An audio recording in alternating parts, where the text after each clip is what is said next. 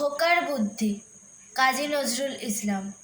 চুন করে মুখ প্রাচীর পরে বসে শ্রীযুত খোকা, কেননা তার মা বলেছেন সে এক নিরেট বোকা।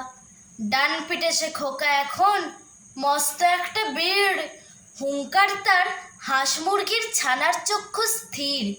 সাত লাঠিতে ফড়িং মারেন এমনই পালোয়ান, দাঁত দিয়ে সে ছিঁড়লে সেদিন আস্ত আলোয়ান।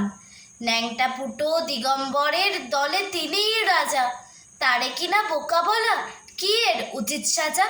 ভাবতে ভাবতে খোকার হঠাৎ চিন্তা গেল থেমে, দে দৌড় চা আদমা হলে পাঁচিল হতে নেমে। বুকের ভেতর ছাপাই নাপাই দুঃখ বুকুনির চোটে, বাইরে কিন্তু চতুর খোকা ঘাবড়ালেন না মোটে। হাঁপিয়ে এসে মায়ের কাছে বললেন, ওগো মা, আমি নাকি বোকচন্দর, বুদ্ধি দেখে যা। ওই না একটা মোটকু বাঁদর দিব্যি মাচায় বসে লাউ খাচ্ছে, কেউ দেখেনি, দেখি আমিই তো সে।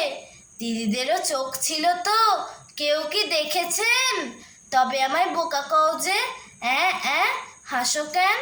কি কও, এ কি বুদ্ধি হলো? দেখবে তবে, হ্যাঁ বুদ্ধি আমার ভোলা তু লো হা হা হা